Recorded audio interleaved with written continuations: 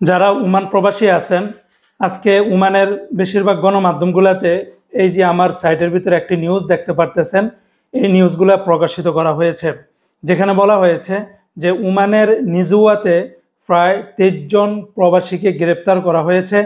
এর ভিতরে সর্বোচ্চ পরিমাণে প্রায় 14 জন আমাদের বাংলাদেশি নাগরিক বা প্রবাসী রয়েছেন।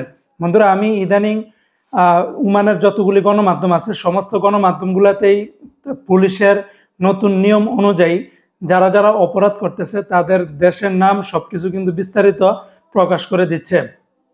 তো কি কি অপরাধে তাদেরকে গ্রেপ্তার করা হয়েছে, যে ওমানের যে আবাসিক আইন ছিল সেটাকে লঙ্ঘন করেছে, অর্থাৎ যে সমস্ত এরিয়াতে মানুষ থাকার কথা সেই সমস্ত এরিয়াতে তারা গোডাউন আকারে মানে রাখতেছিল বিভিন্ন অবৈধ মালামাল, এবং এই অবৈধ মালামাল রাখার কারণে তাদেরকে গ্রেপ্তার করা হয়েছে। তো এর ভিতরে 23 জনের ভিতরে 14 জনেই কিন্তু বাংলাদেশি প্রবাসী, আর 8 জন হলো পাকিস্তানি, আর একজন হলো ইন্ডিয়ানি নাগরিক। এখন থেকে ওমানের সকল গণমাধ্যমে যারা অপরাধ করবে তাদের দেশের নাম কিন্তু প্রকাশ করে দিচ্ছে।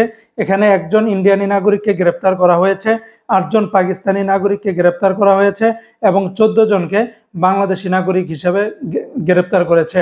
তাই যারা আমাদের মানে বাংলাদেশি প্রবাসীরা আছেন, কোনো অপরাধ করার আগে অবশ্যই একবার হলো আপনি চিন্তা করে নেবেন, আর এই সমস্ত অপরাধ থেকে আপনারা বিরত থাকবেন।